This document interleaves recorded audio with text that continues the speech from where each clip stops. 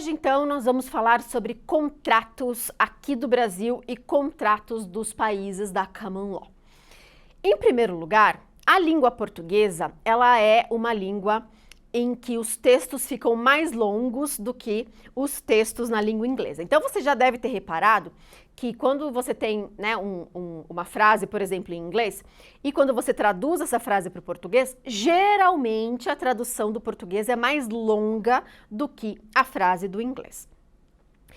Então, os meus alunos, né, aqui do Descomplicando Inglês Jurídico, os advogados, os tradutores, às vezes eles me perguntam, Bruna, então se o português é uma língua que costuma ser mais longa, né, ou seja, as frases, melhor dizendo, costumam ser mais longas em português do que em inglês, por que contratos em inglês são mais longos do que os contratos em português? Então essa é uma dúvida muito interessante. O que acontece? Aqui no Brasil a gente tem uma legislação que regulamenta os contratos e que protege as partes desses contratos. E aqui no Brasil, principalmente o nosso Código Civil. É claro que existem outras legislações e também jurisprudência a respeito. Nos Estados Unidos, porém, o direito contratual é eminentemente jurisprudencial. O que eu quero dizer com isso? Existem legislações escritas que regulamentam contratos nos Estados Unidos?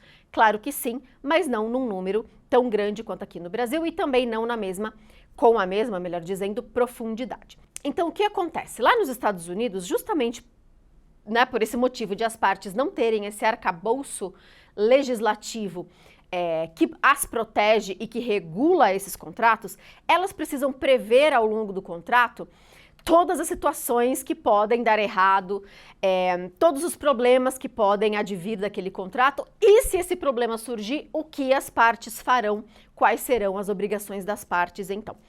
Portanto, no Brasil, os contratos não precisam ser tão longos, porque se as partes não preveem algum problema, né, ou alguma coisa que dê errada, elas são protegidas principalmente pelo nosso Código Civil.